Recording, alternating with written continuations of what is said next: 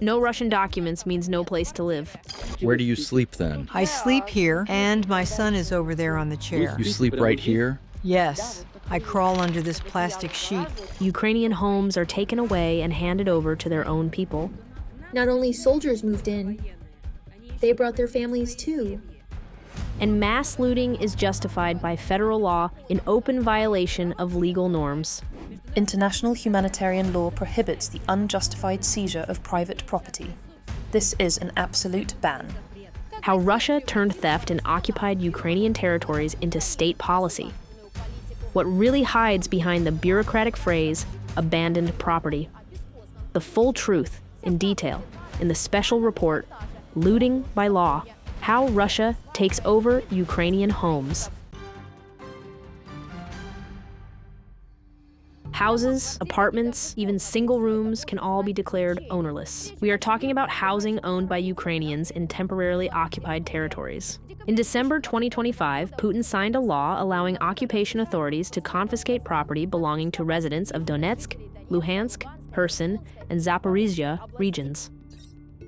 These housing inventory notices have been tossed into mailboxes or shoved under doors in occupied areas for months now. The logic is simple. If you do not respond, your property will be seized, or as they call it, nationalized. This is done because an inventory of so-called ownerless housing is currently underway. When officials check whether an apartment is actually lived in, it becomes immediately clear that it is, that there are real owners, that they are alive, and that they remain the lawful owners of the apartment. Under the newly adopted law on so-called ownerless property, with the faceless title on amendments to certain federal constitutional laws, seized real estate in occupied territories is declared property of the regions or municipalities. The criteria for determining whether property is ownerless are set by the occupation administrations themselves, in coordination with Rosreestr and Rosimущество. They first obtain the right to use this housing. They can designate it as service housing or rent it out. At a later stage, they may also acquire full ownership of the property. Even if information about the owner is missing or documents cannot be verified, that does not stop the seizure. The vague wording of the new law opens the door to mass expropriation of housing. When signs of so-called ownerless property are identified, the occupation authorities initiate a formal procedure and launch what they call a 30-day period. The owner is either sent a notification that their property may be declared ownerless, or a list of such properties is published on the websites of occupation administrations. From that moment, the 30-day countdown begins, during which owners are required to confirm their ownership rights by submitting documents. At the same time, in the vast majority of cases, people are completely unaware that such a procedure has been opened against their property, because notifications do not reach them, are published formally, or are impossible to access from outside the occupied territory. If within that time the owner does not appear in person, does not provide documents, and often is also required to present a Russian passport, the property automatically passes to the occupation administration.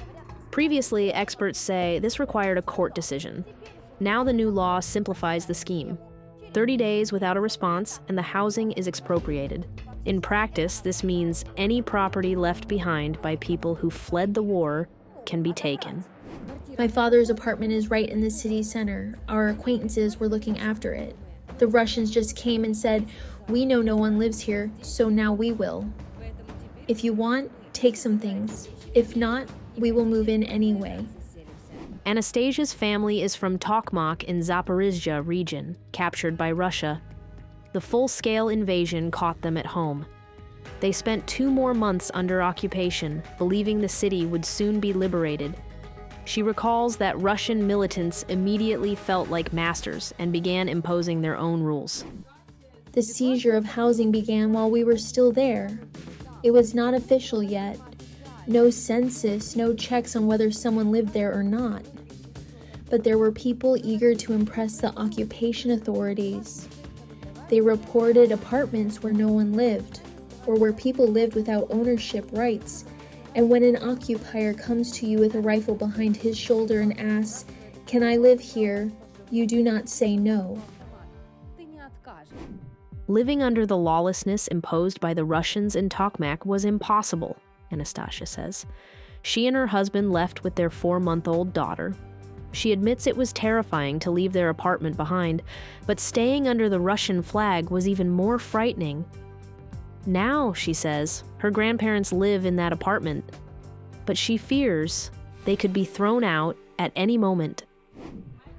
They have no ownership documents for the apartment. My grandmother says they demand some papers from the housing office.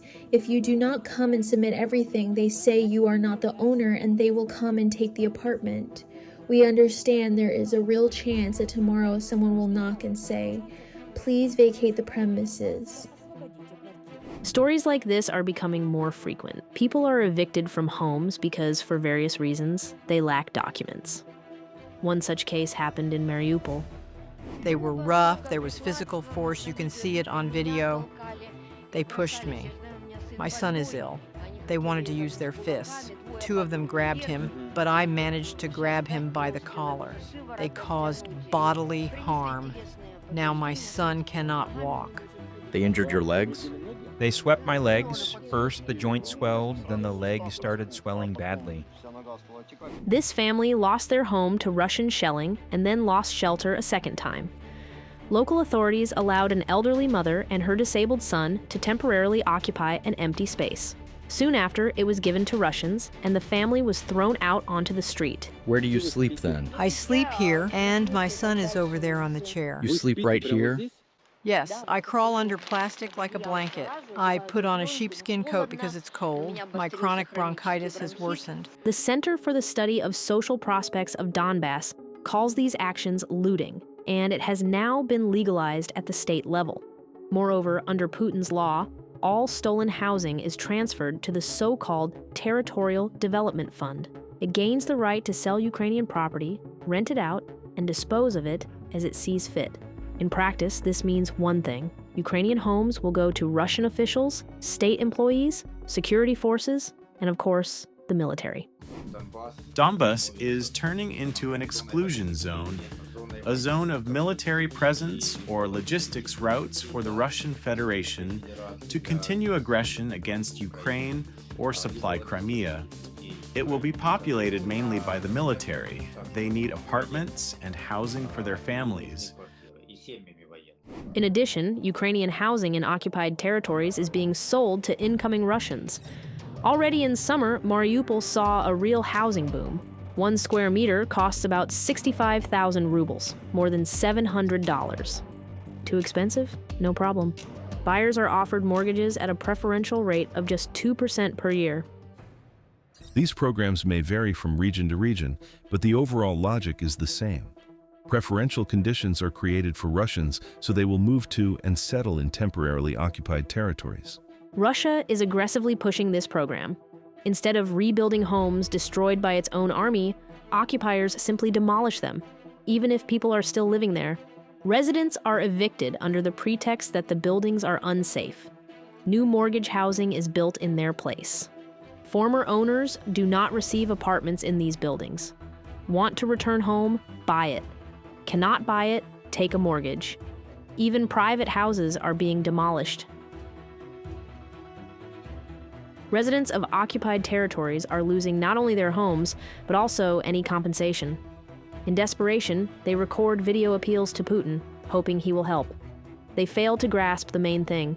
Asking protection from the man behind this looting is pointless. We are addressing the President of the Russian Federation, Vladimir Putin. On the site of our former homes on Metallurgist Avenue, buildings 77 and 79, new houses have been built, but unfortunately, not for us. The apartments in these buildings are not meant for the former residents, but for mortgage sales.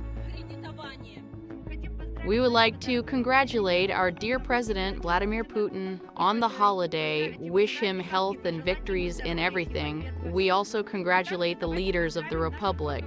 We wish them strength and action and ask that in the new year, 2025, they assist in rebuilding homes in our Cheremushki district, and we ask that apartments be provided to us right here. While thousands of people are left without shelter because of Russia, The Kremlin calls this law progressive. Officials claim it creates a legal framework to provide housing for those who lost it.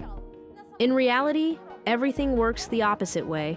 The law protects only those who wrote it. Ordinary Ukrainians who were forced to remain under occupation are left out on the street. This is not an accident, it is part of the plan. If an apartment survives and the building is not demolished, owners must re-register their property under Russian rules. Otherwise, it is simply nationalized. They believe that property ownership does not exist at all if it is not recorded in Russian registries. They do not check any other registries. And that is why they conclude that this is ownerless property. But even re-registering housing under Russian law does not protect owners from losing it. Under the rules of the so-called DPR, occupiers can seize apartments from those who left the occupied territory. Denis Pushilin openly states that these homes will allegedly be handed over to those in need and returned to owners only after their personal return. At the same time, owners are forbidden to sell, rent out, or even transfer their property. And that is not all. Even if a person has a Russian passport, registration with Rosregister, and lives in their own apartment, one day it can still be declared ownerless. My apartment is registered in the Russian registry. I filed the documents in Rostov. I came back, and there was a notice on my door saying ownerless apartment. How can it be ownerless if it is listed in the registry? My apartment was again declared ownerless. I submitted documents to the district administration and the city administration. I have a court ruling in my favor. I received the keys, I got everything, and yet again, they declared it ownerless. What am I supposed to do? The so-called ownerless property law affects not only old housing, but also new buildings. A clear example is an apartment block at 70 Belyaiva Street in Melitopol, completed before the full-scale invasion and documented by Ukrainian records. After the occupation, residents registered their homes under Russian rules, paid taxes, and connected utilities, with some living there permanently. In 2023, residents formally asked the occupation authorities not to classify their homes as ownerless. A year later, the building was transferred to the so-called Zaporizhzhia regional government. Residents were forced out, and all utility contracts were abruptly terminated. We are not asking for anything extraordinary. We are asking only for the protection of our rights as bona fide residents. We request a federal review of the legality of transferring our building into regional ownership, an investigation into why our applications were ignored for a year, and a review of the termination of utility contracts and the eviction of residents. But this appeal, like hundreds or even thousands of others, was ignored by the occupation authorities because they are not interested in people's lives. Their interest is to rob Ukrainians and profit from it. Russians have already stolen 250,000 real estate objects, hiding behind a fabricated inventory process. Occupation authorities openly boast that they have checked, meaning rummaged through, hundreds of thousands of apartments in Donetsk, Luhansk, Zaporizhzhia, and Kherson regions. Based on what we have been able to document so far, we focused in particular on Zaporizhzhia and Kherson regions. At a minimum, we are talking about 2,000 objects in Kherson region and 4,000 objects in Zaporizhzhia region. In addition, by 2026, occupation administrations plan to rewrite nearly 30,000 cadastral zones, each containing dozens of homes, and in cities, hundreds. Residents of occupied territories are, of course, trying to defend their property rights. They even organize protests. Residents of Melitopol, come tomorrow to the Gorky Monument at 2 p.m. for the peaceful action Save Our Home, to support people who lost their housing due to nationalization. But practice shows that attempts to defend one's rights in territories seized by Russia are futile, and the expropriation of housing has already become a full-fledged business, with its own real estate market and its own realtors. We walk in, linoleum on the floors, 2 rooms. One is a walkthrough, the other is separate. Straight ahead is the bathroom. Let's start with the highlights. Plastic windows. There is even a window in the bathroom with these nice swivel taps. In the hallway, a quick access changing area. 2 locks, plumbing is installed here. A toilet, metal pipes, look how neatly everything was soldered. A metal sink. Here is a plastic tank, storage for spoons and forks, and this is the kitchen. The level of organization in this looting business should not surprise anyone. Ukrainians were robbed not after Putin's decree, and not even starting in 2022. The confiscation of housing in occupied territories began back in 2014 as a grassroots initiative by collaborators. At that time, it is important to note that this happened at the level of a local initiative because there was no decision to formally include the temporarily occupied territories into the Russian Federation. Accordingly, the procedure there was carried out under local regulatory acts, and it was provided for directly by those acts. The grounds were primitive, Vostok SOS says. The owner left. The house is empty. Or there is debt for utilities. Once they found such a pretext, they staged sham courts and simply reassigned the property to the so-called republics. After the full-scale invasion, the scale of housing theft and looting only grew. In particular, in the fall of 2025, Russia adopted a law that officially annulled Ukrainian property documents issued after 2014. Now, all homeowners in occupied territories must submit their Ukrainian documents to so-called review commissions. The review commission involves a local quasi-prosecutor's office and the FSB administration to evaluate these documents.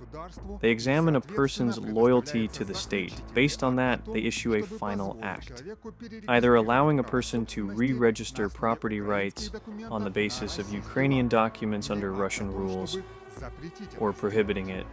And then, of course, the nationalization process follows, and the property becomes municipal property. Chaos and raiding under the cover of occupation laws have flourished in Crimea for more than 11 years as well. Ukrainian property was first seized selectively where it had value for the occupation authorities or the military.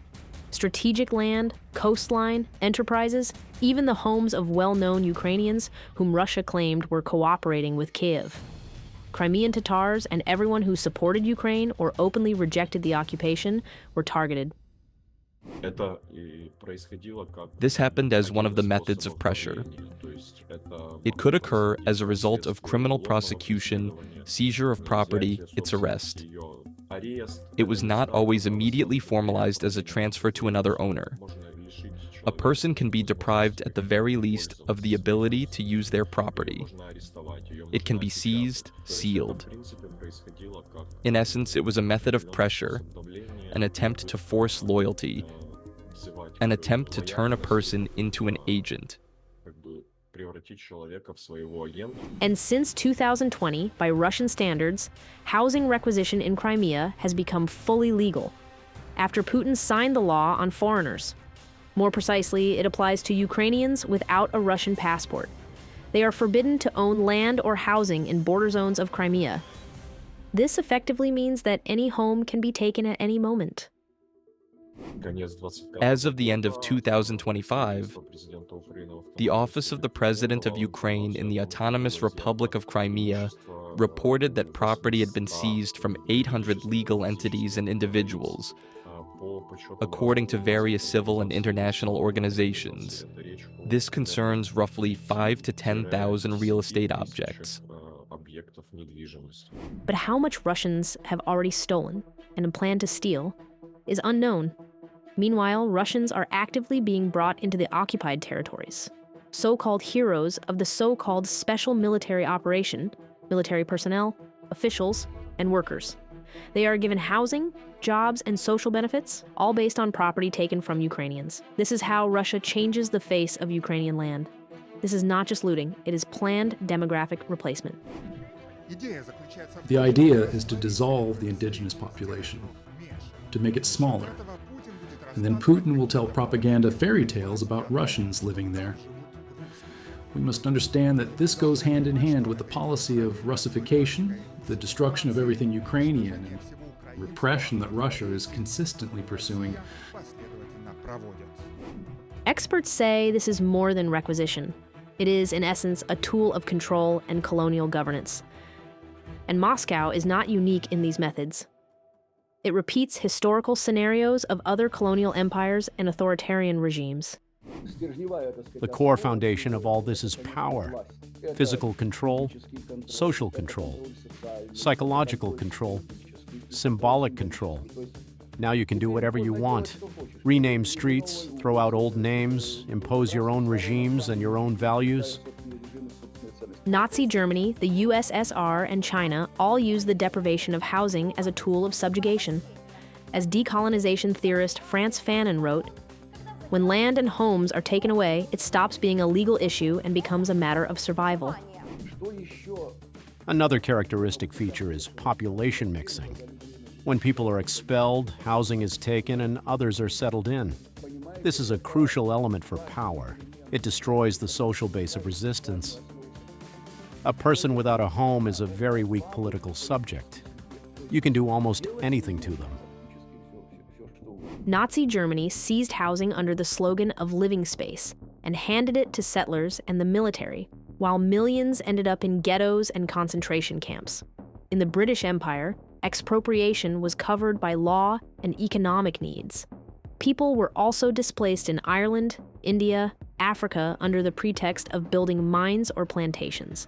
The Russian Empire perfected this mechanism back in the 18th and 19th centuries, for example by exiling rebellious Poles to Siberia while pocketing their property. Today, Moscow is repeating the same scenario, using modern methods. To seize territories and expand through such unimaginable cruelty. This is the element I would single out in the actions of the Russian Empire. And Gandhi once put it very well. You can leave a person alive, but take away their world. Strip them of everything that made that world theirs. And although history shows that returning what was stolen is almost never fully successful, lawyers say Ukraine has a chance to be the first to do it. Because the only argument empires understand is force. And now that force exists in the legal domain. International humanitarian law prohibits occupation authorities from extending Russian legislation to the occupied territories of Ukraine. It also prohibits the seizure of private property in the absence of military necessity. In this case, property is seized to implement a policy of annexation in occupied territories. In addition, Ukrainians whose homes remain in occupied territories can file claims for compensation through the International Register of Damage. It was created with the participation of Ukraine and dozens of countries to document damage caused by Russian aggression. Among many damage categories, the register includes item A 3.6, namely loss of access to and control over immovable property in temporarily occupied territories. All submitted claims will be verified and then reviewed by a compensation commission that will determine payment amounts. Claims for property stolen by the occupiers, submitted to the compensation commission, will be only the first step toward restoring justice. No matter how Russia tries to cover robbery and looting with federal laws, the papers signed by Putin have no legal force beyond occupation. All decisions by the occupiers on re-registration or nationalization will be declared invalid and revoked. And then, after the real liberation of Ukrainian territory, restitution will follow, the return of what was illegally taken. Sofia Kutsenko, Special Report.